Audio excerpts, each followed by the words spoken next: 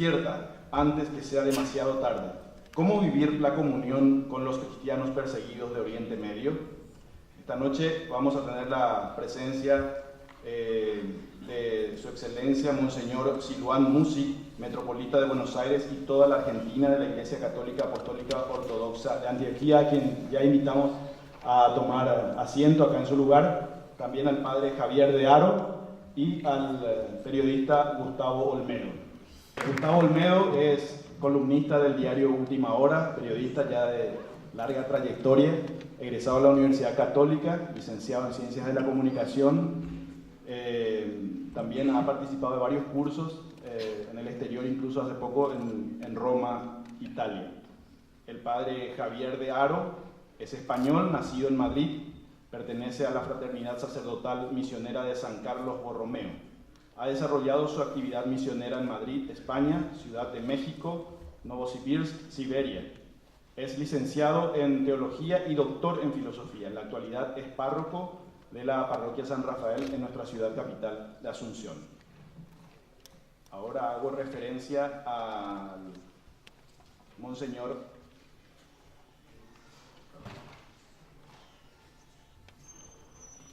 en Maracay, Venezuela, en 1967. Tiene doble nacionalidad, tanto libanesa como venezolana.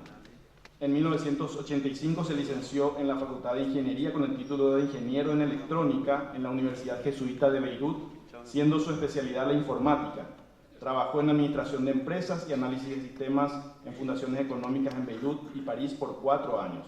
En 1995 cursó el primer año de sus estudios teológicos en el Instituto San Sergio de París, Francia, y continuó luego en la Facultad de Teología de la Universidad Tesalónica de Grecia, concluyendo su licenciatura en Teología con un excelente promedio. En el año 1996 fue ordenado diácono por Su Excelencia el Reverendo Metropolita Juan Mansur, pastor de la Arquidiócesis de Latakia. En el año 2000 fue ordenado sacerdote con el rango de archimandrita por Monseñor Pablo Yasigui, pastor de la Arquidiócesis de Alepo. Desde su ordenación sacerdotal sirvió en la Arquidiócesis de Alepo y asumió tanto las responsabilidades administrativas como pastorales. Ahora les dejo en compañía de Gustavo, quien va a continuar con la mesa de diálogo. Bien, muchas gracias. Gracias por la invitación. Agradecido también por estar compartiendo esta mesa con prestigiosos invitados. Brevemente me toca un poco mencionar algunos aspectos, algunas realidades que nos permitirán conocer, o por lo menos tener idea del contexto de la situación, del complejo contexto de la situación de Medio Oriente. Algunas realidades que también Dios quiera, también nos permita ensimismarnos un poco con esta dolorosa realidad que están sufriendo y enfrentando muchos hermanos cristianos y de otras minorías religiosas. Un primer elemento, y esto analizando un poco, leyendo varios textos de especialistas y también conversando con una persona que recientemente ha estado en la zona de Palestina, hay que considerar, cuando hablamos de Medio Oriente, primero, obviamente que es un escenario altamente complejo, ¿no? Donde intervienen variables económicas, históricas, religiosas, étnicas.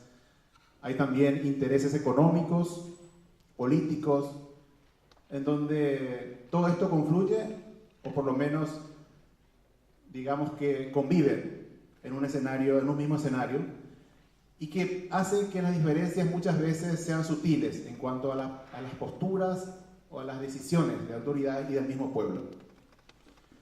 Me decía esta persona, muy adentrada en el problema de Medio Oriente, sobre todo lo de Palestina y la situación de los cristianos, que hay como en esta parte del mundo, me decía él, hay que considerar que no será fácil entender muchas reacciones o formas de mirar el mundo de la gente que vive y ha nacido en Medio Oriente.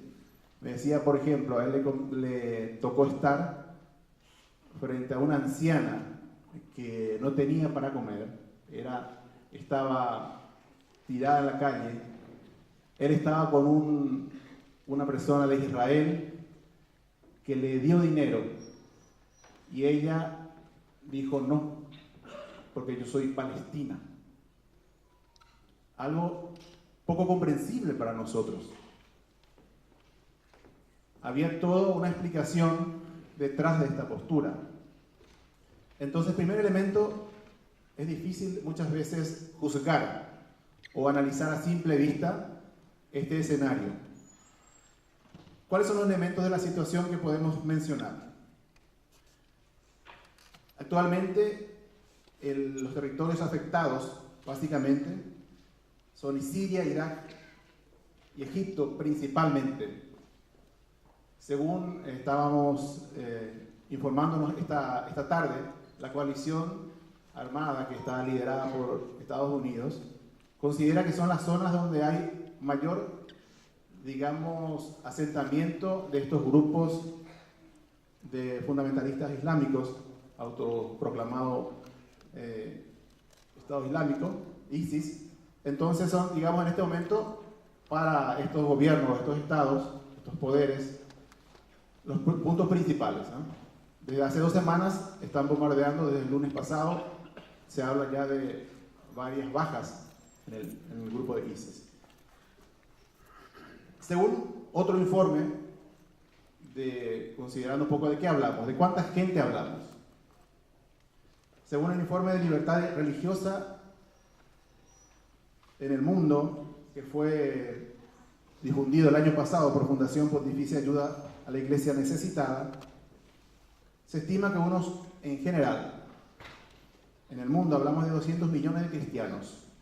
200 millones de cristianos que sufren alguna persecución. Este informe, presentado al Congreso de España, señala además que hay un peligro de un latente crecimiento del fundamentalismo islámico que está sofocando minorías religiosas en África, Asia y en otros sectores o zonas del Medio Oriente. En este momento, los yihadistas controlan toda una amplia extensión del norte y centro de Siria, también por una parte norte de Irak, y avanzan hacia la zona de Turquía y Bagdad principalmente, que está siendo en este momento repelida. ¿Cómo se dan estas invasiones? ¿Cómo se da esta situación de persecución? Haciendo un paneo general, estos grupos armados, según testimonios también de cristianos, ingresan a la ciudad cuando superan los sistemas de seguridad. Muchos de ellos son pueblos que no tienen, digamos, un grupo muy fuerte de seguridad. Según testimonios, ingresan a las viviendas, en muchos casos, una vez que son identificados cristianos o de minorías religiosas, son asesinados en una primera parte, digamos, en plena vía pública, ingresan a las viviendas. Allí, en muchos casos, les exigen que se entreguen a la fe islámica y en muchos casos, si se resisten, ahí mismo son asesinados. Esto es, digamos, rescatando la mayoría de los testimonios de esta gente que está en los campos de refugiados. El patriarca de la Iglesia Greco-Católica Melquita, Gregorio III, en el 2014, había denunciado que en Siria hay una persecución no declarada, que ya hace 2 años se tenía conocimiento de 2.000 cristianos asesinados, además de obispos y sacerdotes. Para tratar de ubicarnos y quizás también, como dijimos, ensimismarnos, algunos testimonios de cómo se da. Dice esta señora anciana de Siria: pasaron por mi casa, entraron como si estuvieran en la suya. Era una mañana. Estaban encapuchados. A mis familiares les ordenaron que se entregaran, pero no lo hicieron. Entonces les dispararon a 3 de ellos frente a mí. obviamente le preguntan, ¿y usted por qué no se cambia? ¿Por qué no se convierte? Y ella responde, jamás. Prefiero morir antes que dejar mi fe en Cristo. Particularmente sugiero observar estos videos porque es sorprendente cuando uno comienza a reconocer estos testimonios, cuando estos cristianos perseguidos, que muchas veces son como títulos generales, comienzan a tener un rostro, una mirada, sorprende. A uno le conmociona y le generan preguntas de cómo es posible que exista esta gente con esta fe tan sólida y al mismo tiempo provocadora, porque es así.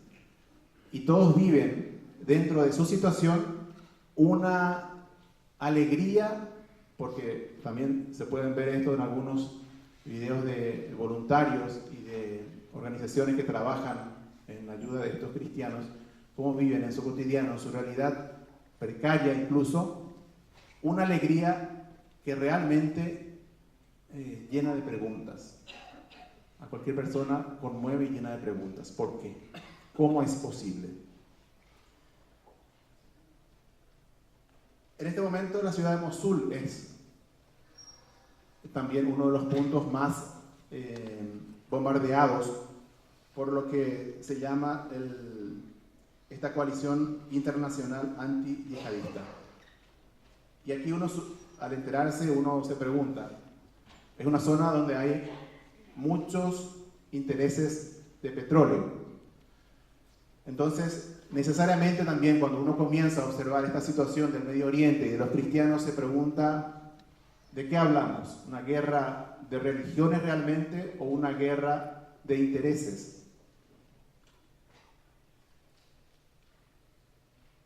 También allí se plantea cómo nació esto o quién sustenta al ISIS, cómo se sostiene. Y las explicaciones o los análisis son diferentes. Por ejemplo, Javid Jefren de la Liga Árabe dice, este monstruo ha sido usado primero por los estadounidenses para luchar contra la Unión Soviética hace varios años. Ellos lo financiaban. Después los sirios y los rusos, cuando los estadounidenses se retiraron, lo usaron contra los norteamericanos en Irak. Los mismos grupos se comenzaron a retroalimentar, manteniéndose con una línea de acción y de lógica similar en todos los campos. Y ahora dice, esto ha perdido el control y todo el mundo usa de todos. Esto lo dice de la Liga Árabe. ¿Cómo se mantienen ahora? Ya resulta fácil, según los expertos, pues ya controlan en varios sectores impuestos, establecen impuestos y por otro lado ya también pueden negociar en el mercado negro el petróleo que está a su alcance. Entonces ya les resulta más fácil mantener este conflicto a nivel armado. Pero quiero ir a otro punto, que es, para contextualizar esto es lo que se tiene ahora como factor, digamos, a nivel de lo que son estos grupos. Y vamos al segundo punto, el testimonio de fe.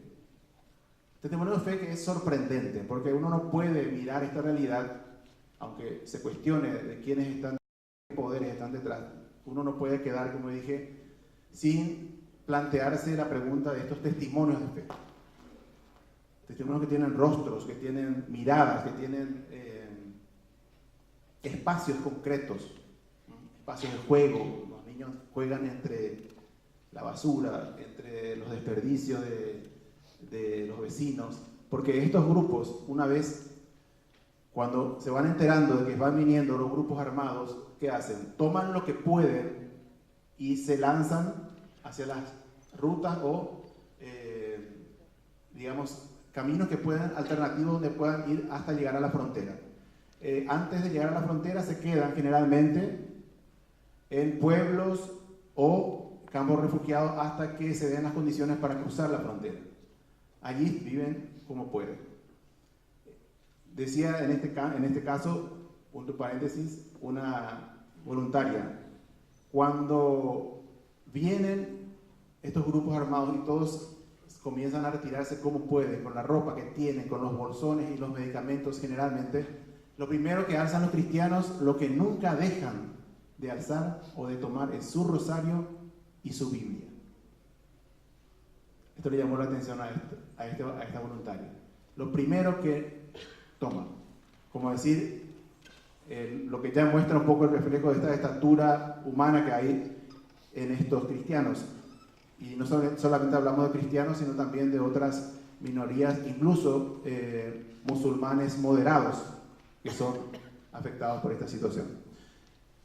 Y quiero retomar simplemente algunos elementos de estos testimonios que me parece más que relevante. Dice, por ejemplo, yo nunca me convertiré, aunque me maten, dice un anciano sirio. Otro dice, nos amenazaron porque éramos cristianos, es cierto. ¿Por qué voy a cambiar mi religión? No hay otro camino que el de Cristo. Pero te lo dice hasta como sorprendido de que se le plantee a él convertirse a otra religión. Y lo dice en forma tan natural que es una provocación para todos. Al final de la misa se despiden siempre porque no saben si se volverán a ver al día siguiente. Cada misa se ha vuelto una posibilidad de muerte. Entonces, de aquí partimos a otro factor, a otro punto, que es el de qué perspectiva, qué posibilidades hay. Y el Papa Francisco en estos días había lanzado como clave el tema de la misericordia. La misericordia como respuesta a una situación de violencia. Entonces, cabe la pregunta, ¿la misericordia puede ser una salida ante esta situación? Algunos políticos consideran la misericordia como un elemento fuera de su hábitat. Sin embargo, el Papa plantea que sin misericordia no hay justicia. La justicia humana puede, y daba como un ejemplo, hoy también el arzobispo de la Asociación, Monseñor Edmundo Valenzuela, al hablar un poco de la situación del país, decía lo mismo. Y como ejemplo daba el caso en algunos países donde está permitida la pena capital. Puede ser justo, legalmente establecido, pero sacar la vida de alguien, eliminarla, pidiendo toda posibilidad de cambio, no puede ser parte de la justicia. Dentro de este contexto, entonces, cabría preguntarse si la misericordia puede ser la salida ante una situación muy compleja. Hablaba al respecto con esta persona que les decía que había ido este año recientemente a Palestina y me planteaba esto con sorpresa, que es una realidad para los cristianos perseguidos hoy. Para aquellos que miramos desde afuera, planteamos la respuesta de forma diferente. Sin embargo, dice él, aquellos que están allí dentro, y uno lo puede constatar con los testimonios, plantean siempre la misericordia como respuesta a la violencia. Plantean el perdón como respuesta al odio. Y ellos son víctimas, no son observadores externos como nosotros. Y culmino con esto. Un reclamo principal de toda la gente que trabaja o de muchos voluntarios de estas que ayudan a estos cristianos perseguidos se basan en dos puntos. Primero, un reclamo a los políticos y a los medios de comunicación, que al tratarse de estos casos, por alguna razón, digamos que es una realidad silenciada o por lo menos no destacada suficientemente en los medios y en las políticas de los países principalmente europeos, decía, en este caso porque son los que deben acoger o establecer vínculos para recibir a estos cristianos o a estos perseguidos, a estos refugiados. Un punto. Y segundo punto decía, el silencio de los cristianos, que es un silencio que es pecado. Un silencio, decía, basándose en unas palabras del Papa, que es pecado porque es una falta de conciencia de que estas personas, viviendo digamos, su fe hasta el martirio, no nos provoca ni siquiera para rezar por ellos. Entonces, cierro esto con estas dos cuestiones que me parecen importantes. Hoy estamos aquí para eso, ¿no? Para despertarnos antes de que sea demasiado tarde. Gracias.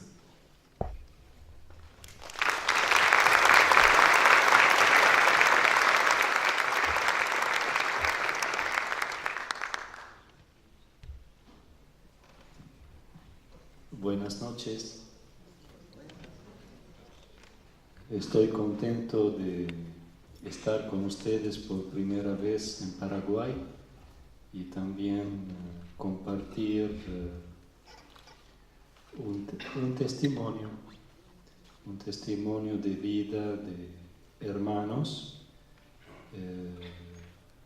que no viven tan lejos de aquí, porque los queremos y el que quiere al otro lo tiene en su corazón. Y así trata de escuchar el testimonio que tienen. Agradezco al Encuentro Asunción, al Padre Javier y a aquellos que lo acompañan por invitarme a poder compartir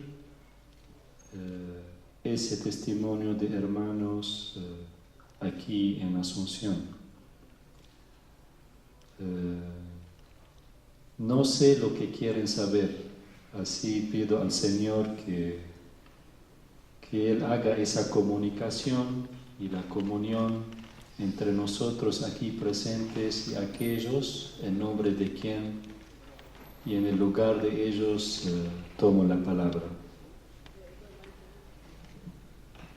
No me gusta hablar mucho de los cristianos perseguidos, porque tienen el ejemplo justo tras de ese anfiteatro. Hay una muestra de una ciudad hace 700 años atrás de cómo se vive el bien y cómo se vive el mal. Y en esa muestra me explicaron las virtudes de lo que es lo bueno y las vicisitudes que acompañan a lo que es el malo. Y en una ciudad se convive, se vive juntos. Pueden ser cristianos y musulmanes, pueden ser italianos y españoles, pueden ser paraguayos y argentinos. ¿Me entienden de qué estoy hablando? No quiero hablar solo en nombre de víctimas. Los cristianos no son víctimas, no se victimizan a ellos mismos. Sí, viven una situación muy extrema. De eso vamos a hablar. Voy a dar algunos ejemplos para aquellos cristianos que viven aquí puedan fortalecer su propia fe. No para convencer que nuestra fe cristiana vale la pena morir por ella o dar un testimonio tan difícil a diario, porque los cristianos que viven en esos lugares que se mencionaron, sea en Siria, sea en Irak, sea en Egipto, lo viven. Yo mismo nací en Venezuela, como dijeron en mi biografía, pero me fui al Líbano a los 5 años.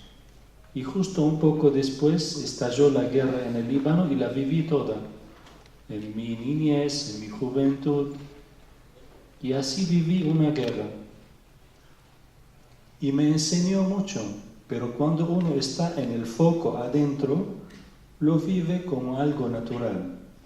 Vive natural el bombardeo, la escasez de los alimentos, el secuestro, ¿me entienden? Y a veces eso es para toda la población y a veces eso se hace en nombre de la religión. Y yo siendo ortodoxo me acuerdo hasta hoy, no tenemos nosotros la práctica en la cuaresma del miércoles de las cenizas. Pero yo estaba en un colegio de los hermanos de La Salle y me acuerdo que una vez me fui del colegio con la señal de la cruz aquí y crucé toda la ciudad 20 minutos caminando en Trípoli, que es una ciudad musulmana, para llegar a mi casa. Pero no me planteé sacar la cruz o ponerla o no. Lo viví con naturalidad. Sabía que eso no era mi testimonio para provocar a los demás. Pero dije, soy cristiano y lo hago. Y también salir un día viernes porque nosotros estudiábamos de lunes a viernes en el colegio, mientras que los musulmanes estudiaban de domingo a jueves. También tenía que cruzar la ciudad a las 11 de la mañana volviendo a casa en el momento del rezo de los musulmanes. Aquellos que me ven en el camino identifican que es un joven cristiano. Pero podría haber ocurrido algo. No ocurrió, gracias a Dios. Pero a veces uno vive eso como testimonio sin provocar al otro, pero lo vive. Vive esa dimensión de la vida con sus hermanos, de su propia religión, de otras religiones. Y me acuerdo que, para que seamos un poco justos, que a veces los cristianos son indiferentes con sus propios hermanos y a veces el musulmán no lo hace. Una vez me ocurrió un accidente automovilístico y los únicos que se pararon para ver qué necesitaba era una familia musulmana, nadie más. Y estoy seguro que otros lo iban a hacer también. Hay una cierta dimensión a veces en el Islam del buen samaritano que uno deja de lado, pero son gente que tienen esa nobleza que no aparece con el Estado Islámico, ¿no? O sea, yo no me quiero olvidar de esos grupos de amigos de la secundaria que después de 30 años de no haberlos visto, quisieron el año pasado encontrarme en el Líbano. Supieron que ya yo vivo en Argentina y se llamaron entre ellos, queremos verlo a Monseñor. Y la mayoría eran musulmanes. Y responden a distintos partidos políticos, a distintas ideologías musulmanas, a veces muy extremistas, a veces no, pero entre nosotros había, ¿cómo decirlo?, que somos hermanos. Y disfruté aquella noche con ellos y ellos también conmigo en una manera muy linda. Abro ese espacio de esa manera para que ustedes no sientan que yo soy un cristiano que viví en Siria, en el Líbano, y que me siento como una víctima. Soy solidario de mi contexto, de mi comunidad, de la gente con quien vivo. Y si alguien se muere, soy yo y puede ser él y el otro, y todos padecemos lo que es el mal, todo lo malo, todos juntos, no nosotros solo y ellos no, y aún más hoy en día en Siria y también en Irak. Y aún en Occidente, aquellos que se van a inmolarse, por ejemplo, en Niza, la primera mujer que murió era una mujer musulmana, no era ningún cristiano. ¿Me entienden? Ahí es la dimensión del mal. Puede poner un objetivo claro que tenga una cruz, pero no distingue tras de él los seres humanos que hay atrás. Son meros objetivos para lograr ciertos intereses, que son intereses maléficos para nosotros. Digo esto porque los cristianos forman parte del cuerpo de Cristo, pero forman parte también del cuerpo de la humanidad, del cual se solidarizan. Y las bienaventuranzas de Cristo están dirigidas para que la vivamos, no solo dentro de nuestro, porque los pacificadores somos nosotros para todo el mundo. Así, Termino con esa parte para decir lo que me pidió el padre Javier en un email. Me mandó para hablar de 3 bloques esta noche. Un primer bloque de Siria, cómo se viven esos momentos en la iglesia allá, qué se sabe de los 2 obispos secuestrados, cuya foto está en la muestra aquí, cómo se sostienen las comunidades, qué valor tiene el martirio y cómo se llega a perdonar a los perseguidores, como ustedes seguramente escucharon en la muestra a esta nena de Irak, Miriam, dando su testimonio ahí. El segundo bloque vamos a hacer nosotros acá en Latinoamérica, con sus problemas, cómo esa situación que viven los cristianos en Siria hoy puede despertar algo genuino en nosotros. Y hay una pregunta, ¿por qué hay esa indiferencia y ese silencio informativo? Porque acá se conoce pocas cosas. Y por último, quiere el Padre que yo cierre con el ámbito ecuménico sobre el ecumenismo de la sangre. ¿En qué consiste? Esos son los 3 bloques sobre los cuales voy a tratar un poco de responder. Espero que con eso ustedes podrán tener más o menos un panorama justo de los elementos que lo componen, la gente que lo viven, y dentro del cual ustedes no van a ser espectadores, o sea, del otro lado. Como dije al inicio, somos uno, y el que quiere a sus hermanos lo tiene en su corazón. Y en ese corazón que vamos a sembrar pocas cosas hoy. Así van a salir en una comunión con aquellos hermanos allá que van a ser muy queridos para ustedes, y eso va a alentar su fe, su testimonio y también los sueños que tienen para aquí, para su propia realidad, para que puedan ser protagonistas y constructores aquí, de paz, de justicia, de bien, de solidaridad, de lo que necesita acá, porque hay muchas cosas para hacer. Empiezo con Siria. Y también quiero recordar que el Padre me dijo que al final van a tener la posibilidad de preguntar.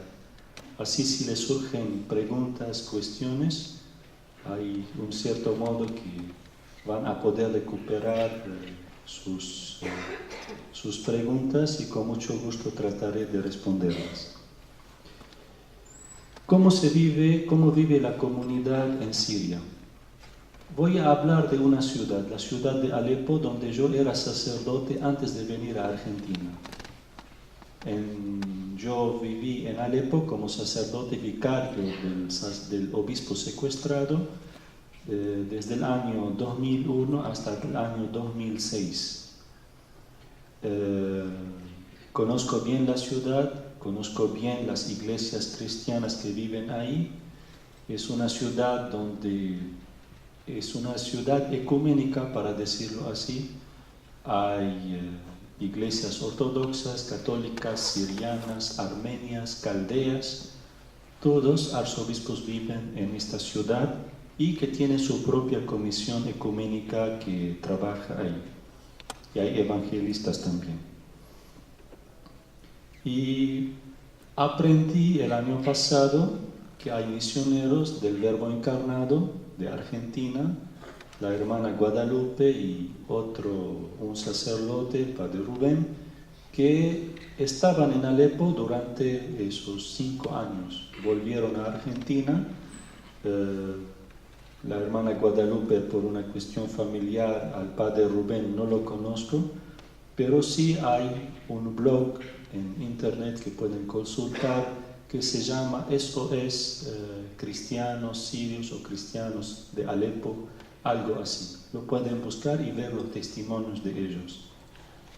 Y a mí me impactó cómo ellos transmiten la realidad política, en primer lugar, porque hacen un replanteo de la cuestión política, de lo que se dicen en los medios en Occidente y se hace llegar a ustedes, y lo que ellos mismos pudieron corroborar estando en Alepo, mirando lo que pasaba en la calle y después mirando lo que pasaban afuera en la televisión. Y eran dos realidades diferentes para ellos. Estoy dando testimonio de latinoamericanos que estuvieron en Alepo, para no hablar de un testimonio personal o de lo que yo puedo corroborar de informaciones a través de la lectura, a través de gente, de conocidos. Alepo es una ciudad que sufre mucho hasta hoy en día. No se sabe el destino de ella. Es una ciudad clave al ser la segunda ciudad de Siria, la capital de la industria, de la economía siria, y dentro de ese conflicto de intereses, donde hay países regionales que cada uno reclama su parte en el gobierno de la zona. Hay Turquía, hay Irán, hay Arabia Saudita, hay Qatar, hay Egipto, y además de países más allá de la zona, que son Estados Unidos, Francia, Gran Bretaña, Rusia. O sea, es una zona donde hay muchos con intereses que pueden ir de par y pueden estar opuestos. Los cristianos, como los musulmanes también, viven a diario con fe. ¿Qué significa con fe? Yo sé de mucha gente que ellos mismos me contaron. Salen de la casa y hacen la señal de la cruz. No saben si vuelven, porque hay un francotirador, hay un misil, hay un cohete, una bomba que puede caer sobre ellos o sobre la casa donde están sus padres o hermanos. ¿Por qué salen de la casa? Salen para trabajar, salen para buscar el pan, para alimentarse, para estudiar, para rendir exámenes. Yo me acuerdo en la fiesta de la independencia de Siria el año pasado, en la ciudad de Salta, vecina suya, no está tan lejos de aquí. Había un colegio árabe, los argentinos tenían la bandera de Siria. Y yo les dije, en Siria los chicos no toman excusa de la guerra para no ir a estudiar. Aún con el bombardeo, y bombardean a propósito las escuelas el día de los exámenes, los chicos se los llevan los padres para ir a rendir exámenes. No tienen electricidad para estudiar en casa, tienen una vela, tienen algo para estudiar. O sea, hay un desafío. Uno baja los brazos o levanta la bandera. La verdad que todos levantan la bandera. El que quiere ser honesto consigo mismo y crecer como un ser humano, así hace. Al trabajo se va. El estudio se hace. El examen se rinde. No hay otra alternativa. Quedarse así, sin hacer nada, no se plantea para esta gente. La idiosincrasia ahí y el contexto alentó a la gente a lo largo de los años, de los siglos, lo primero, sobrevivir, porque si uno no trabaja, no estudia, no tiene lugar en la vida, ni más ni menos. Si uno no trabaja, no estudia, no tiene lugar para vivir. Y ahí es el planteo, es un planteo o de vida o de muerte. Un vago no existe. Así es. Pero eso es lo que es la filosofía de vida de la gente ahí, y más para los cristianos. Los cristianos tienen que ser excelentes, porque son una minoría, para poder ser fuertes, para poder hacer,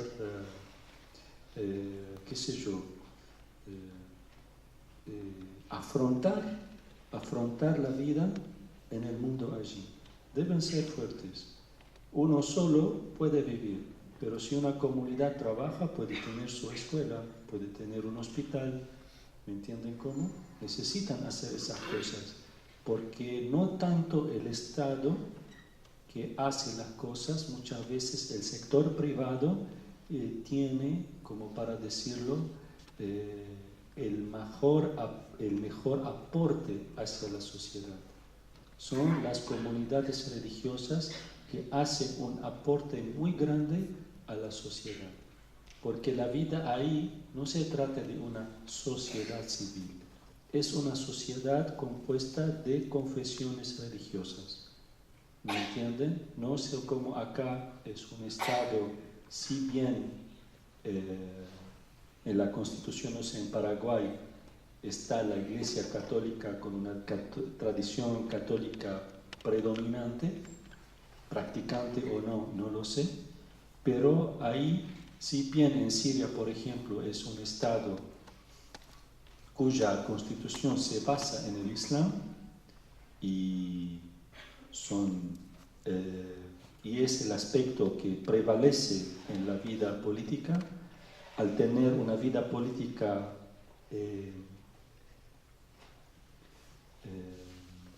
no voy a decir laica, no encuentro la palabra en español, pero como el aspecto religioso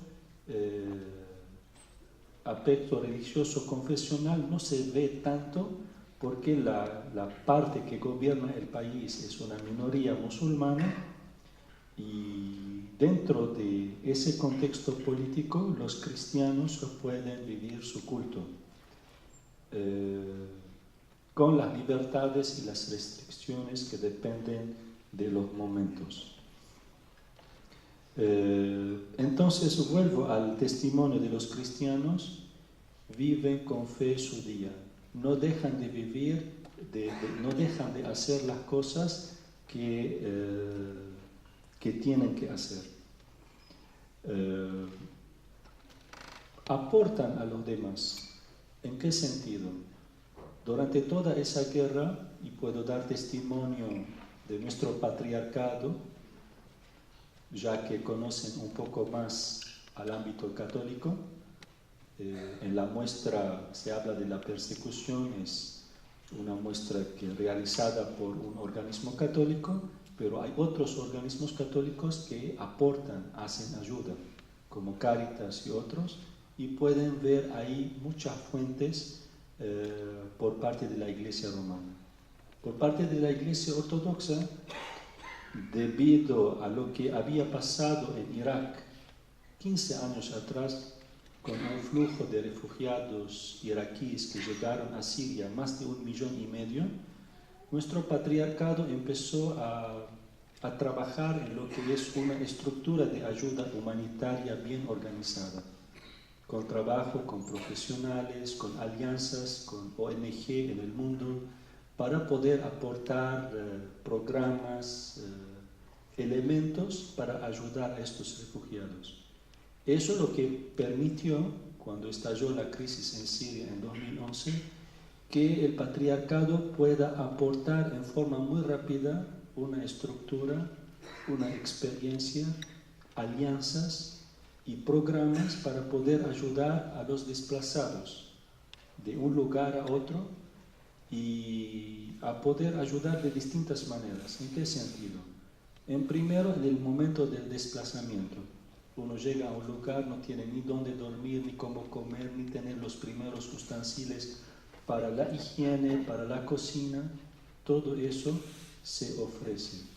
Después hay que ayudar en el tema de la vivienda, porque en los nuevos lugares hay que alquilar lugares, hay que ver la escolaridad de los niños, también otro tipo de aspecto para trabajar.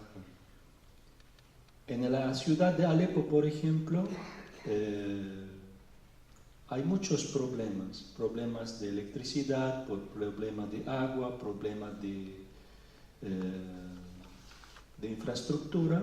Entonces las iglesias empezaron a trabajar para poder por lo menos resolver un tema muy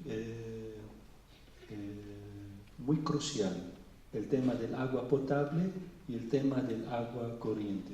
Y así perforaron pozos y empezaron a ayudar a tener tanque de agua para las casas. Y eso fue un elemento muy básico.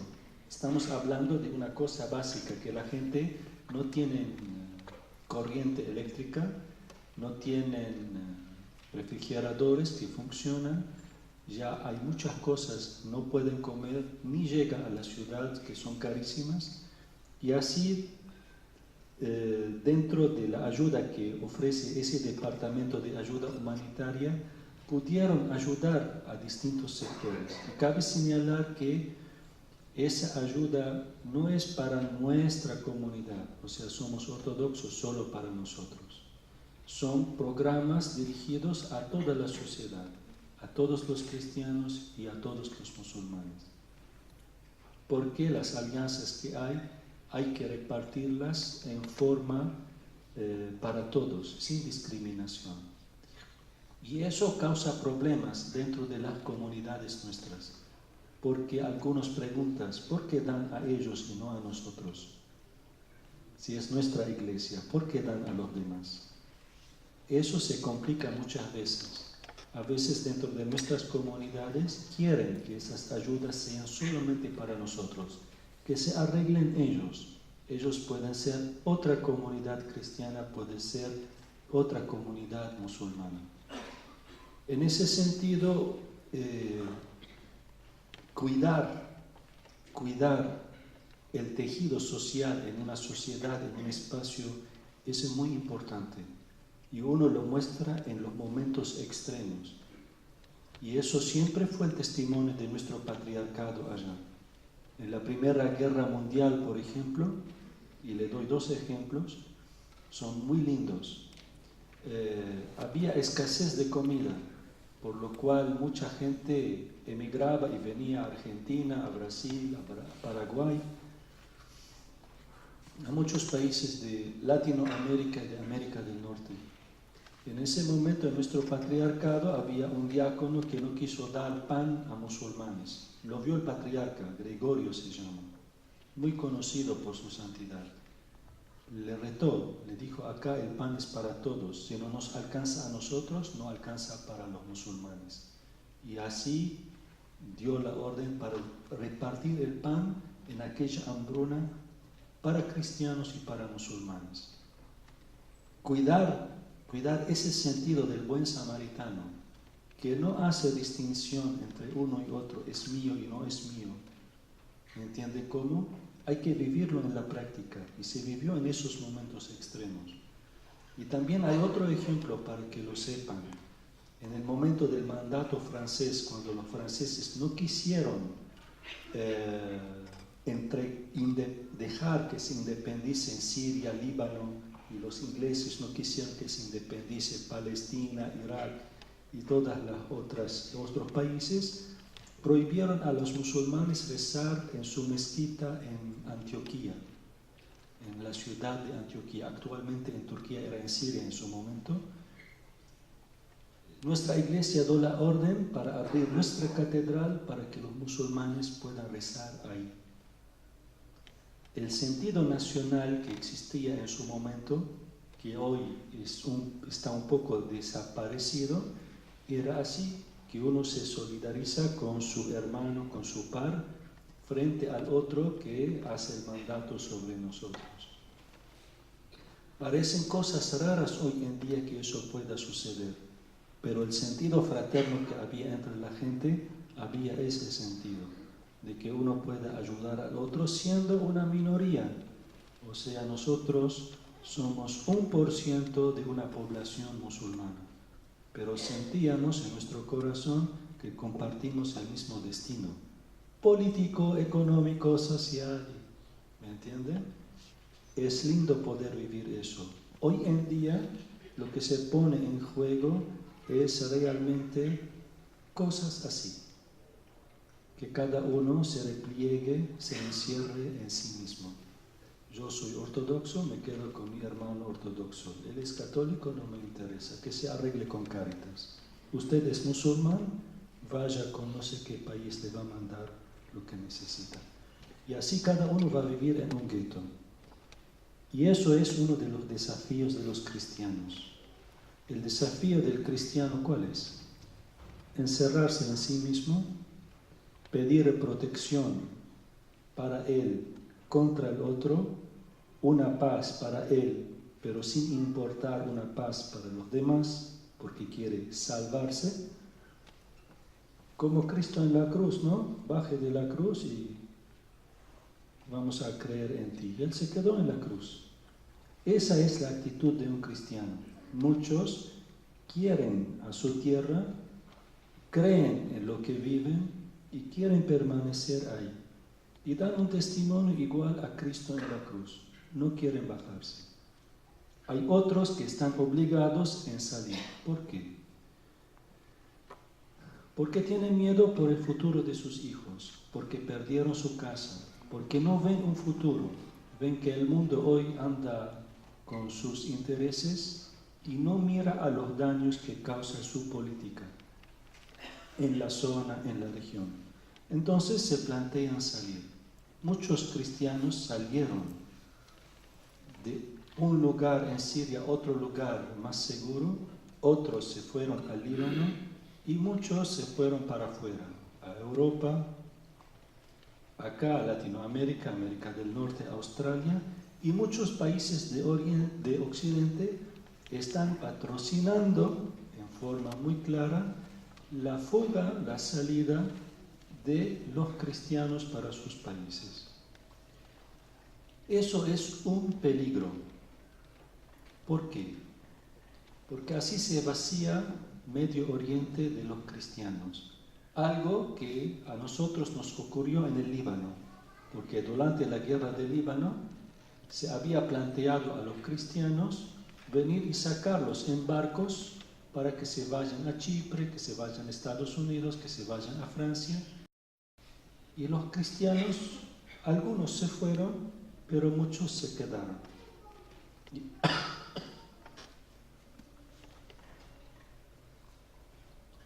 Entonces el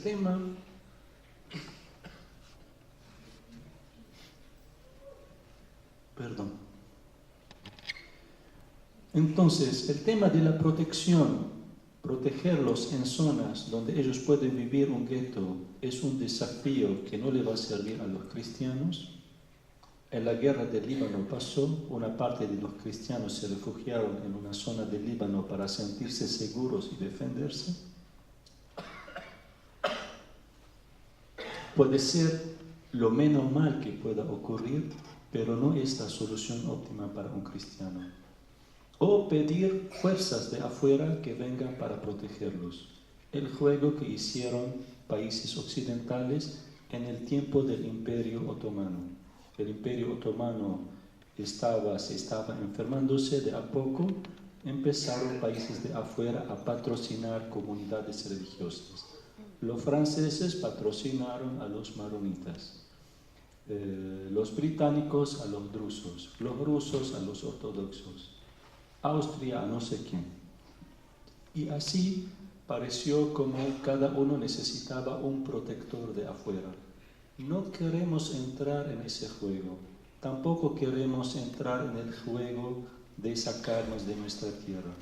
Eso es un mensaje claro, no mío, sino de los primados de las iglesias cristianas en Medio Oriente.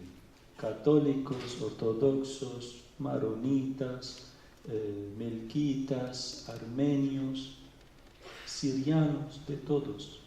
Los cristianos deben permanecer en su tierra donde nació Cristo, donde dan su testimonio desde 2000 años. No somos refugiados en nuestra tierra, ¿me entienden? Estamos ahí, es nuestra tierra, debemos permanecer en eso. Y los cristianos piden a todo el mundo ayudar para que permanezcan allí, no en guetos, sino con todos. Y piden una paz para todo el mundo y no una paz solo para ellos. Porque es imposible realizar una paz acá y estamos en conflicto acá, ¿no? Necesitamos los tres una paz para estar juntos en esta mesa. Eso es lo que piden los cristianos. No quieren algo para ellos, para todos. La cuestión que al ser una minoría los cristianos, dentro de una situación caótica, porque es una situación caótica, aún organizada, planificada, orquestada, se pierden. Una minoría dentro de un caos general se van a las patadas, no queda nadie de ellos. En un caos no sirve. hay que organizar la situación y estabilizarla, la paz. La paz para todos es para los cristianos. Eso es lo que ellos necesitan. Muchos referentes de la comunidad cristiana, ¿cómo decirlo?, dieron un testimonio de su propia vida. Voy a dar 3 ejemplos. Por parte de los católicos, en los medios hay mucho en español, lo pueden ver. Voy a hablar de 3 ortodoxos. En 2011 falleció un sacerdote en la región de Hama, en el norte de Siria, por un francotirador porque él quería ayudar a alguien que estaba herido en la calle. Algún francotirador lo dejó herido y él se iba a acercarse para ayudarlo y lo mataron. Hay otro sacerdote en el sur de Siria. Había muchos secuestros. En esa ciudad hay cristianos y musulmanes. Él tiene buena relación con todos. Entonces ayudaba cuando había secuestros para ver a la parte musulmana cómo se podía pagar el rescate, cómo poder sacar a la gente. Y lamentablemente terminaron secuestrándolo a él. Lo mutilaron a ese hombre, le sacaron los ojos, no sé qué, muchas cosas. Yo vi al sacerdote que lo identificó. Cuando encontraron el cuerpo, identificó que era el sacerdote. Y él me dice, yo no podía dormir más. Llamé a mi hermano en Australia, le dije, prepáreme los papeles, ya me voy, no me quedo acá. Después de 20 días, él se volvió a sí mismo y dijo, no, yo no quiero irme, me quedo acá. Él mismo me lo comentó. Yo vi a la esposa de ese sacerdote. No sé si saben, en nuestra iglesia quedó la tradición de los sacerdotes y diáconos casados. La vi a ella con sus 3 hijos. ¿Cómo han visto a esa nena Miriam de Irak? Esa mujer con sus hijos son iguales. Ni se quejó, ni blasfemaba, ni gritaba, ni nada. Una mansedumbre, una magnanimidad, un amor, la verdad que uno se asombra cuando lo ve. Yo me acuerdo de ella porque hay mucha gente de esa ciudad que vive en Buenos Aires y tienen una asociación en nombre de aquella ciudad ahí. Y yo quise verla a ella y a la gente de su ciudad para poder decir a sus parientes en Buenos Aires que andan bien. Y el tercer testimonio de ese obispo secuestrado. Ese obispo secuestrado es primo mío, lo conozco muy bien. Y es una persona que fue secuestrada porque quiso volver a Alepo para celebrar Semana Santa. Toda la gente le había dicho, no tienes que volver. Le dijo, no, yo no puedo apartarme de mi rebaño, vuelvo a Alepo. Pero antes de eso, él siempre decía a la gente, bajo el bombardeo en Alepo, que era muy difícil, qué mejor rezar en la iglesia. Si usted cree que quedarse en casa es mejor para protegerse de las bombas, está bien, pero mucho mejor que se muera rezando en la iglesia. ¿Me entiende cómo? Alimentaba a la gente a vencer el miedo a la muerte y alentar en ellos la actitud de rezar en esa situación. No sabe cuándo uno va a morir. Qué mejor morir rezando y en la iglesia. Y eso dio mucho coraje a la gente para poder afrontar situaciones extremas. ¿Qué significa situaciones extremas? Cada año, durante la Semana Santa, se intensifican los bombardeos a las zonas cristianas en Alepo y a sus iglesias. Yo no hablo de mí, yo nunca estuve en esos momentos allí, pero le comento lo que ellos me dicen, cómo viven el Viernes Santo y el Domingo de Pascua. Realmente viven con Cristo. No saben si van a morir en aquellos días, pero sienten la pasión de Cristo y la alegría de la resurrección en un momento donde falta todo. es un lindo testimonio de vida, que lo viven así, como si estuvieran hace 2000 años con Cristo, mirando el destino en la cruz y después compartiendo la alegría de la resurrección. Bien.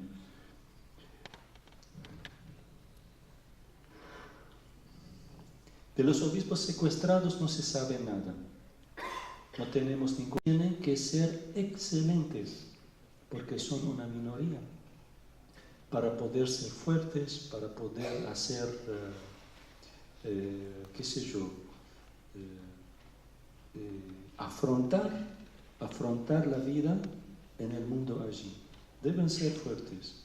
Uno solo puede vivir, pero si una comunidad trabaja, puede tener su escuela, puede tener un hospital.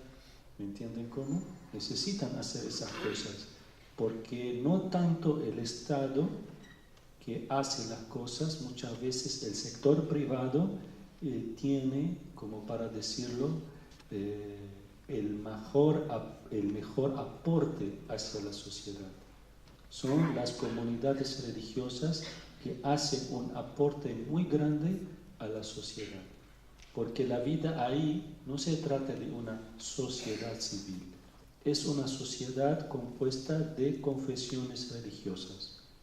¿Me entienden? No sé cómo acá es un Estado, si bien en la Constitución, no sé, en Paraguay está la Iglesia Católica con una tradición católica predominante, practicante o no, no lo sé, pero ahí, si bien en Siria, por ejemplo, es un Estado cuya constitución se basa en el Islam y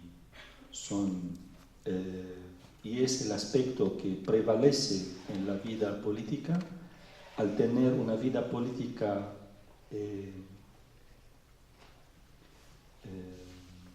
no voy a decir laica, no encuentro la palabra en español, pero como el aspecto religioso confesional no se ve tanto, porque la parte que gobierna el país es una minoría musulmana, y dentro de ese contexto político los cristianos pueden vivir su culto con las libertades y las restricciones que dependen de los momentos. Entonces vuelvo al testimonio de los cristianos: viven con fe su día, no dejan de vivir, no dejan de hacer las cosas que tienen que hacer. Aportan a los demás. ¿En qué sentido? Durante toda esa guerra, y puedo dar testimonio de nuestro patriarcado, ya que conocen un poco más al ámbito católico, en la muestra se habla de la persecución, es una muestra realizada por un organismo católico, pero hay otros organismos católicos que aportan, hacen ayuda, como Cáritas y otros, y pueden ver ahí muchas fuentes por parte de la Iglesia romana. Por parte de la Iglesia ortodoxa, debido a lo que había pasado en Irak 15 años atrás, con un flujo de refugiados iraquíes que llegaron a Siria, más de 1,5 millones, nuestro patriarcado empezó a trabajar en lo que es una estructura de ayuda humanitaria bien organizada, con trabajo con profesionales, con alianzas, con ONG en el mundo, para poder aportar programas, elementos para ayudar a estos refugiados. Eso es lo que permitió, cuando estalló la crisis en Siria en 2011, que el patriarcado pueda aportar en forma muy rápida una estructura, una experiencia, alianzas y programas para poder ayudar a los desplazados de un lugar a otro, y a poder ayudar de distintas maneras. ¿En qué sentido? En primero, en el momento del desplazamiento. Uno llega a un lugar, no tiene ni dónde dormir, ni cómo comer, ni tener los primeros utensilios para la higiene, para la cocina. todo eso se ofrece. Después hay que ayudar en el tema de la vivienda, porque en los nuevos lugares hay que alquilar lugares, hay que ver la escolaridad de los niños, también otro tipo de aspecto para trabajar. En la ciudad de Alepo, por ejemplo, hay muchos problemas de electricidad, problemas de agua, problemas de infraestructura. Entonces las iglesias empezaron a trabajar para poder por lo menos resolver un tema muy crucial, el tema del agua potable y el tema del agua corriente. Y así perforaron pozos y empezaron a ayudar a tener tanque de agua para las casas. Y eso fue un elemento muy básico. Estamos hablando de una cosa básica, que la gente no tiene corriente eléctrica, no tienen refrigeradores que funcionan, ya hay muchas cosas, no pueden comer, ni llegan a la ciudad, que son carísimas, y así dentro de la ayuda que ofrece ese departamento de ayuda humanitaria, pudieron ayudar a distintos sectores. Y cabe señalar que esa ayuda no es para nuestra comunidad, o sea, somos ortodoxos solo para nosotros. Son programas dirigidos a toda la sociedad, a todos los cristianos y a todos los musulmanes. Porque las alianzas que hay que repartirlas en forma para todos, sin discriminación. Y eso causa problemas dentro de las comunidades nuestras, porque algunos preguntan, ¿por qué dan a ellos y no a nosotros? Si es nuestra iglesia, ¿por qué dan a los demás? Eso se complica muchas veces. A veces dentro de nuestras comunidades quieren que esas ayudas sean solamente para nosotros, que se arreglen ellos. Ellos pueden ser otra comunidad cristiana, puede ser otra comunidad musulmana. En ese sentido, cuidar el tejido social en una sociedad, en un espacio, es muy importante. Y uno lo muestra en los momentos extremos. Y eso siempre fue el testimonio de nuestro patriarcado allá. En la Primera Guerra Mundial, por ejemplo, y le doy 2 ejemplos, son muy lindos. Había escasez de comida, por lo cual mucha gente emigraba y venía a Argentina, a Brasil, a Paraguay, a muchos países de Latinoamérica y de América del Norte. En ese momento en nuestro patriarcado había un diácono que no quiso dar pan a musulmanes. Lo vio el patriarca, Gregorio se llama, muy conocido por su santidad. Le retó, le dijo, acá el pan es para todos, si no nos alcanza a nosotros, no alcanza para los musulmanes. Y así dio la orden para repartir el pan en aquella hambruna para cristianos y para musulmanes. Cuidar ese sentido del buen samaritano, que no hace distinción entre uno y otro, es mío y no es mío. ¿Me entiende cómo? Hay que vivirlo en la práctica, y se vivió en esos momentos extremos. Y también hay otro ejemplo para que lo sepan. En el momento del mandato francés, cuando los franceses no quisieron dejar que se independice en Siria, Líbano, y los ingleses no quisieron que se independice Palestina, Irak y todos los otros países, prohibieron a los musulmanes rezar en su mezquita en Antioquía, en la ciudad de Antioquía. Actualmente en Turquía, era en Siria en su momento.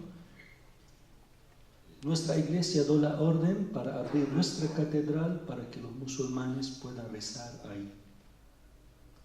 El sentido nacional que existía en su momento, que hoy está un poco desaparecido, era así, que uno se solidariza con su hermano, con su par, frente al otro que hace el mandato sobre nosotros. Parecen cosas raras hoy en día que eso pueda suceder, pero el sentido fraterno que había entre la gente, había ese sentido. de que uno pueda ayudar al otro siendo una minoría. O sea, nosotros somos 1% de una población musulmana, pero sentíamos en nuestro corazón que compartimos el mismo destino político, económico, social, ¿me entienden? Es lindo poder vivir eso.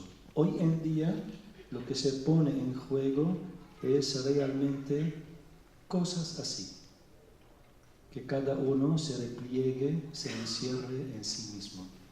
Yo soy ortodoxo, me quedo con mi hermano ortodoxo. Él es católico, no me interesa, que se arregle con Cáritas. Usted es musulmán, vaya con no sé qué país, le va a mandar lo que necesita. Y así cada uno va a vivir en un gueto. Y eso es uno de los desafíos de los cristianos. El desafío del cristiano, ¿cuál es? Encerrarse en sí mismo, pedir protección para él contra el otro, una paz para él, pero sin importar una paz para los demás, porque quiere salvarse, como Cristo en la cruz, ¿no? Baje de la cruz y vamos a creer en ti. Y él se quedó en la cruz. Esa es la actitud de un cristiano. Muchos quieren a su tierra, creen en lo que viven y quieren permanecer ahí. Y dan un testimonio igual a Cristo en la cruz. No quieren bajarse. Hay otros que están obligados en salir. ¿Por qué? Porque tienen miedo por el futuro de sus hijos, porque perdieron su casa, porque no ven un futuro.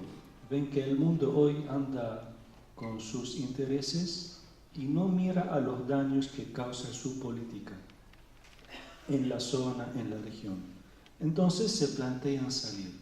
Muchos cristianos salieron de un lugar en Siria, otro lugar más seguro, otros se fueron al Líbano y muchos se fueron para afuera, a Europa, acá a Latinoamérica, América del Norte, Australia, y muchos países de Occidente están patrocinando en forma muy clara la fuga, la salida de los cristianos para sus países. Eso es un peligro. ¿Por qué? Porque así se vacía Medio Oriente de los cristianos. Algo que a nosotros nos ocurrió en el Líbano, porque durante la guerra del Líbano se había planteado a los cristianos venir y sacarlos en barcos para que se vayan a Chipre, que se vayan a Estados Unidos, que se vayan a Francia. Y los cristianos, algunos se fueron, pero muchos se quedaron.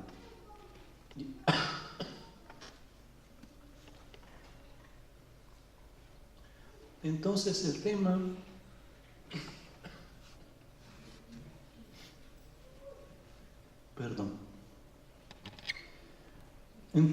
el tema de la protección, protegerlos en zonas donde ellos pueden vivir un gueto, es un desafío que no le va a servir a los cristianos.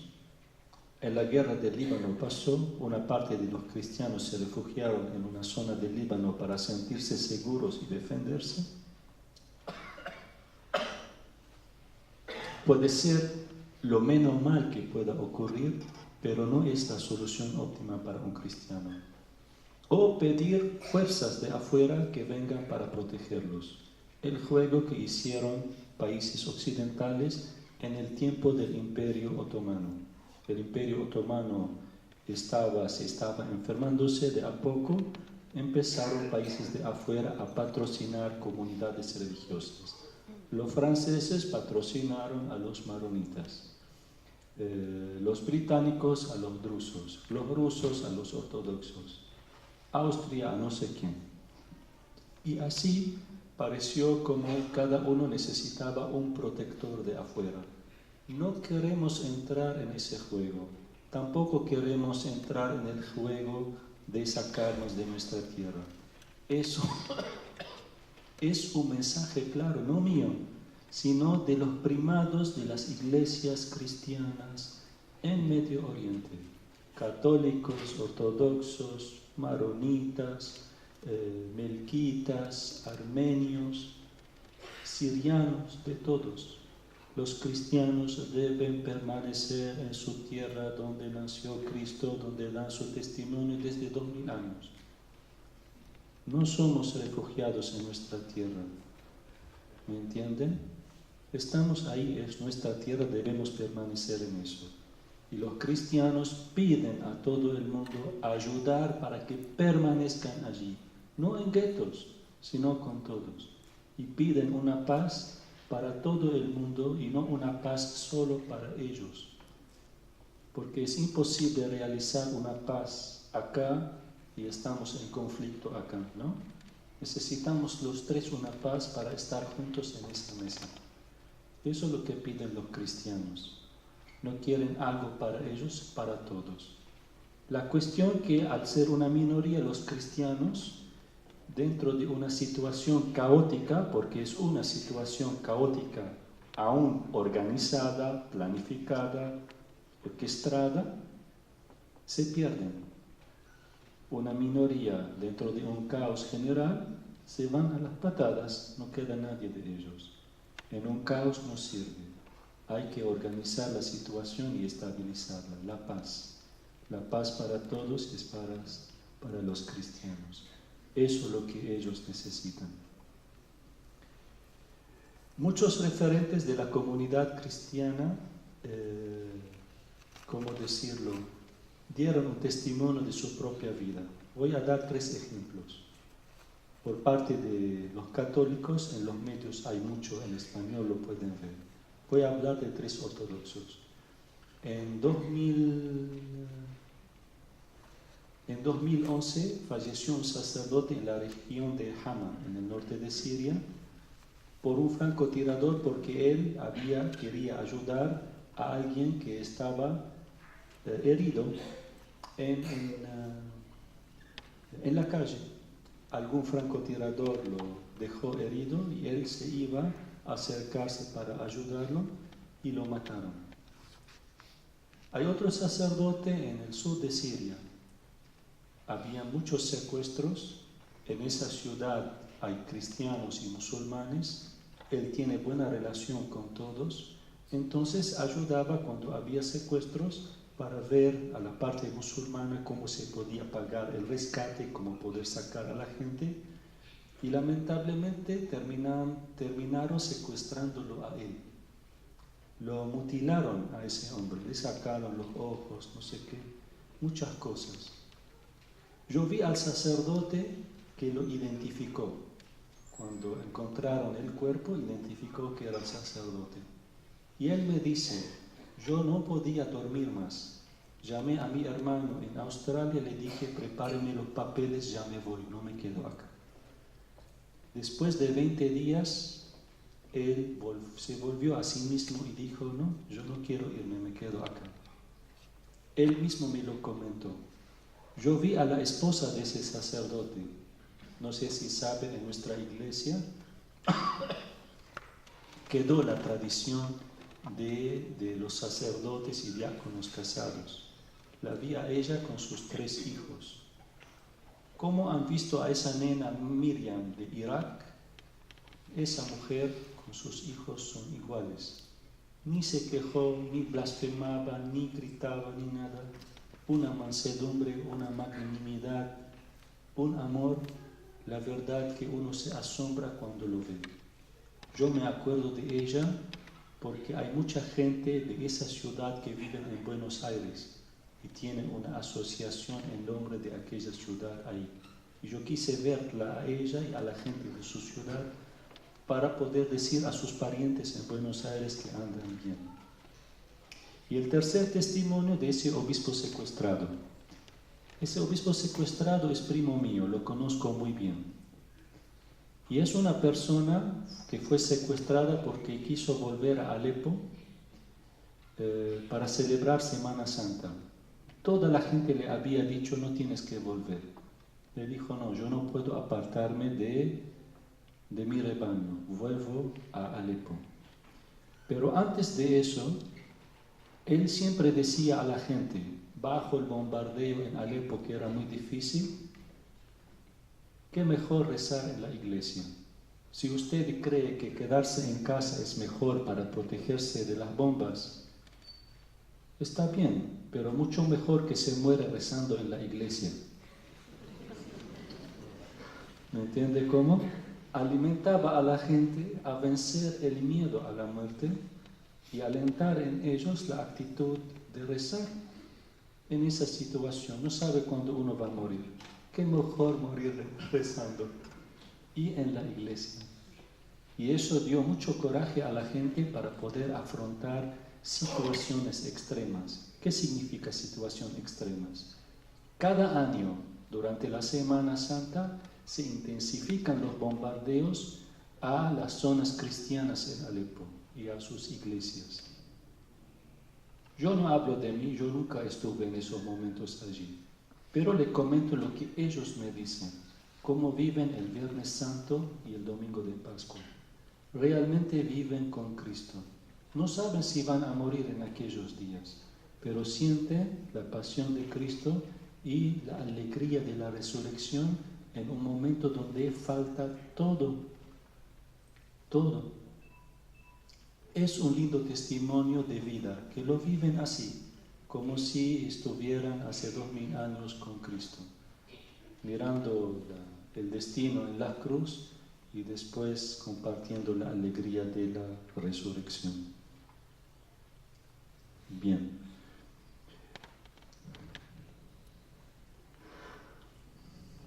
De los obispos secuestrados no se sabe nada.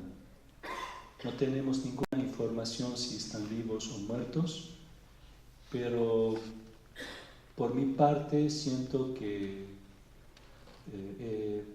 por lo de que era mi obispo Monseñor Pablo, Dios quiso que sea en esa misión eclesiástica para instruirnos en la esperanza, instruirnos en la esperanza.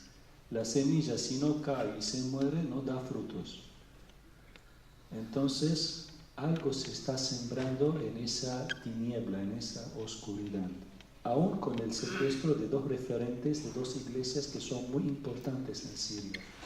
Y ellos mismos son referentes que son muy conocidos a nivel mundial por haber participado en distintos congresos, conferencias. Son muy conocidos por su pensamiento, por su ser, su todo. ¿Qué puede despertar en nosotros el testimonio de estos cristianos? En primer lugar, que la esperanza no tiene límites, ningún límite. La muerte no puede delimitar ni los sufrimientos, ni la escasez, ni la pobreza, ni la injusticia. Ningún tipo de mal puede obstruir el camino de la esperanza. Nunca, nunca.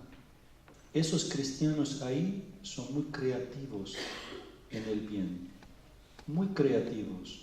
No dejan que el mal, la desesperanza, la frustración a diario, en cada minuto, pueda aplastarlos. Viven situaciones muy difíciles. Si quieren verlos cuando salgan, cuando ellos se van fuera de Siria para tener tranquilidad, hay muchas dificultades psicológicas. He visto a muchos que se refugiaron en el Líbano. Estoy en comunicación con muchos otros que están en Alemania, en Suecia, en Canadá. En Argentina es muy difícil, muy duro. El primer testimonio es igual al segundo testimonio en los lugares donde se están refugiando. Quiero dar el testimonio de una familia nada más, para dejarle el tiempo para que pregunte. Como saben, en Alemania hay mucho miedo a los refugiados en muchas zonas. Hay una realidad que a mí se me escapaba, pero me di cuenta de testimonios de cristianos ahí, que hay muchos musulmanes que vienen de África, que están instalados en Alemania. Y en muchos municipios tienen muy buenos contactos. Y eso, cuando llegan los cristianos, se ven delante de una situación que no vivieron en Siria. ¿Cuál es? Una persecución así contra ellos. en el tema de la traducción, en el tema de la asistencia social, en los lugares donde pueden vivir, y hay como una presión muy fuerte contra ellos para convertirlos al Islam. Y no pueden hacer muchas cosas. Además del odio del alemán que tiene para extranjero, se dieron cuenta frente a gente que nunca han vivido con un cristiano y que vienen con ese chip bien programado contra ellos.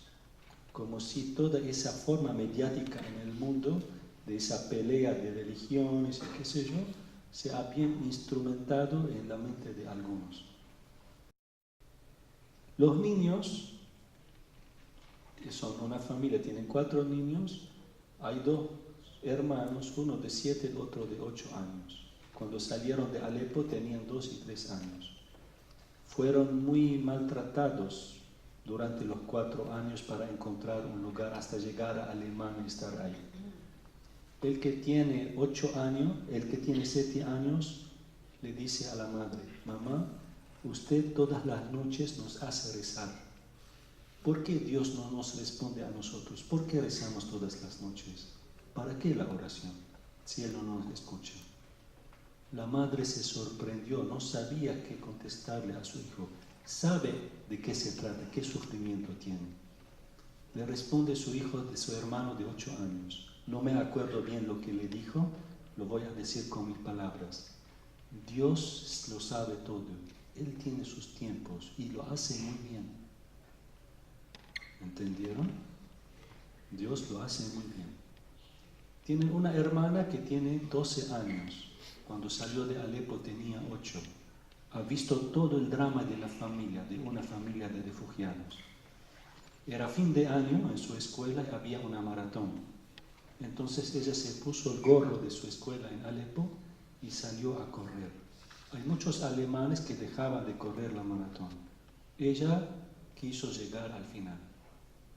Cuando termina la maratón, viene y habla con su madre. Le dijo: mamá, yo no participé de la maratón para ganar. Ella no ganó en realidad. Le dice: no participé para ganar, participé para perseverar hasta el final.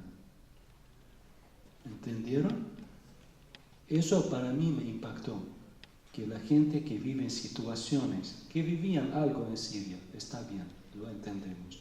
Pero aún así, en lugares de refugio, que muestran, estas personas muestran un aprendizaje, niños que muestran un aprendizaje. A mí me gustó lo que dijo Miriam en el vídeo, tienen que verlo aquellos que no lo vieron. ¿Y por qué? ¿Cómo puede usted bendecir o rezar por los enemigos o perdonarlos? Así me aprende mi padre, así me enseña mi madre. Es algo que uno siembra. ¿Qué quieren sembrar ustedes aquí? Una buena siembra debe ser. Y por eso el testimonio de sus hermanos en Siria, que viven en Siria, aquellos que salieron y que sufren, puede hacer un gran bien para todos, para no perder el bien que hay en cualquier ser humano y saber rezar como esa niña reza por lo de Isis que la sacaron de casa. Que Dios los perdone, que mira en ellos un ser humano y que ella puede combatir el mal con el bien.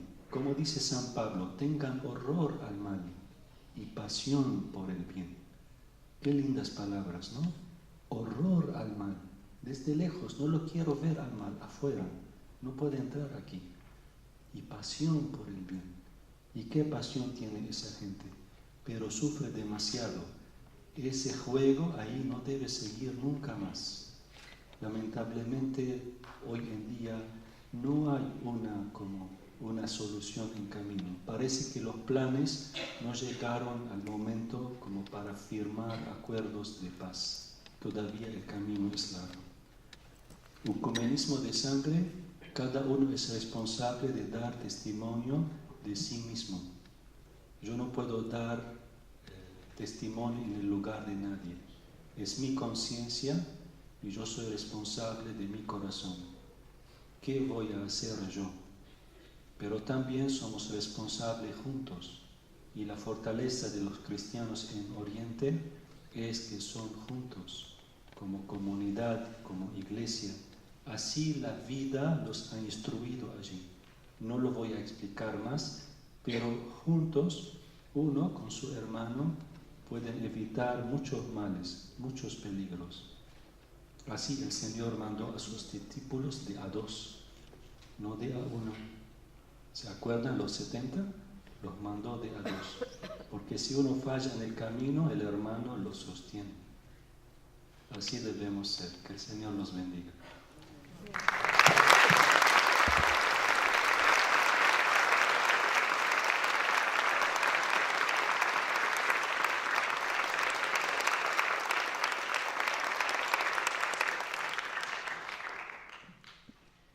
Nos ha desafiado a todos.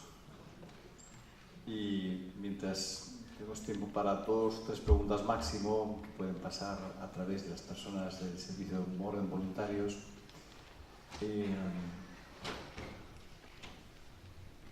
yo quería preguntarle, ¿estamos dormidos, distraídos? Y por los testimonios que usted nos ha contado, por su propio testimonio, el problema no está fuera, el problema está dentro. Y dentro del propio corazón. Y en el corazón, como también dice San Pablo, está todo. Está el miedo, está el odio. Pero en el corazón también surgen las decisiones importantes de la vida. El reconocimiento de la verdad desde la razón, la adhesión al bien desde la libertad.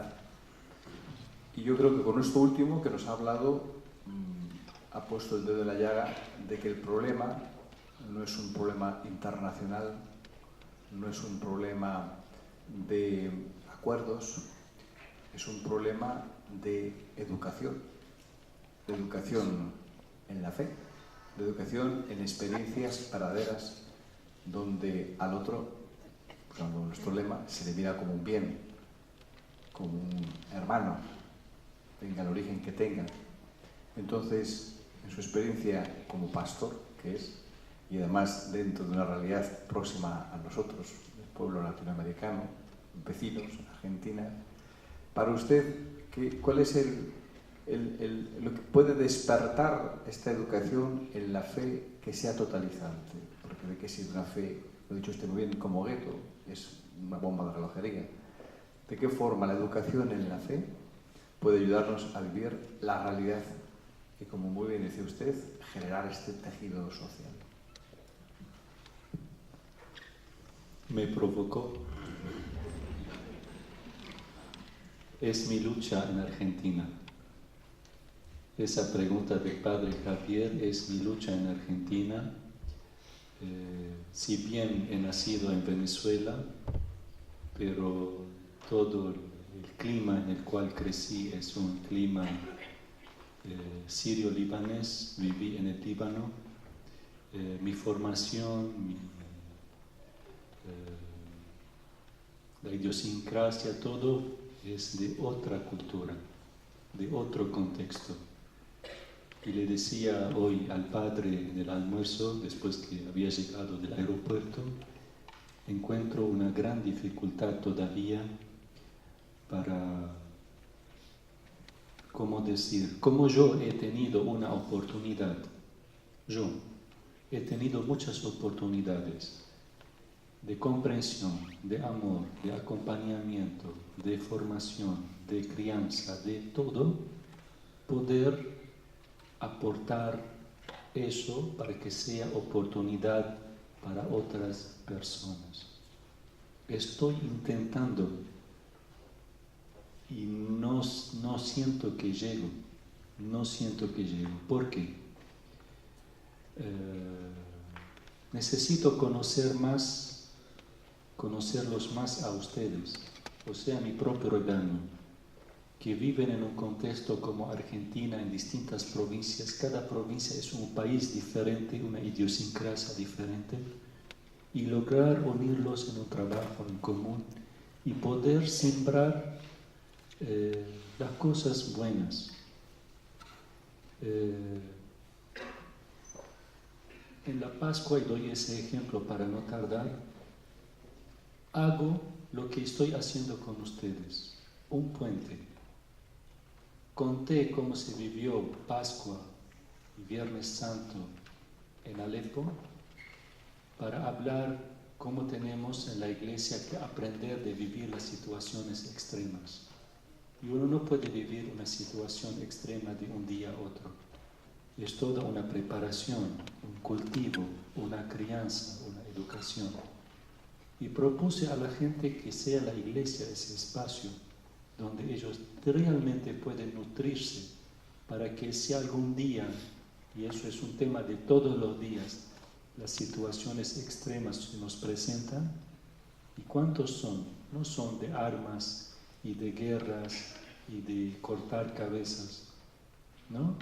Tenemos la familia, tenemos la juventud, tenemos el empleo, el trabajo, tenemos la justicia, la droga, muchas cuestiones con las cuales nos peleamos todos los días.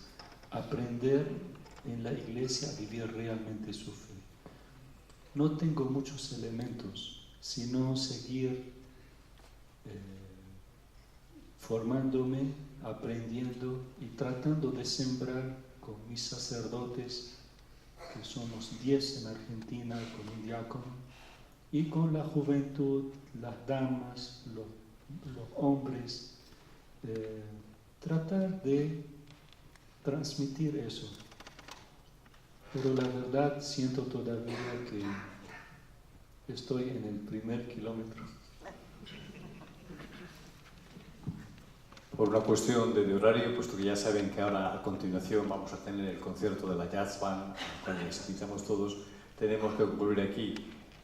Pero Monseñor, ahora saliendo fuera, puede responder a algunas preguntas muy interesantes que han hecho. Una de ellas, ¿por qué el método tiene que ser que el martirio, que se derrame la sangre, sea semillero de otros cristianos? ¿Por qué este método? Una pregunta que nos remite al mismo Cristo en este sentido. Otra pregunta que han hecho, ¿qué es lo que motiva y educa la cultura del buen samaritano, como imagen que nos ha puesto? ¿Cómo construir la paz en una situación tan compleja? Entonces, a las personas que han hecho estas preguntas, con toda libertad, ahora afuera nos dejamos. Llevo 7 horas, 8 horas conviviendo con Siluán. Es un amigo. Es un amigo. Por su sencillez y por su profundidad, que despierta una simpatía y una confianza al reconocerte en la misma experiencia. Y esto se llama comunión. Esto se llama comunión. Una comunión que construye vida de forma creativa. Este es el objetivo fundamental de nuestro encuentro Asunción, esta realidad. Por eso yo les pido un fuerte aplauso a este nuevo amigo.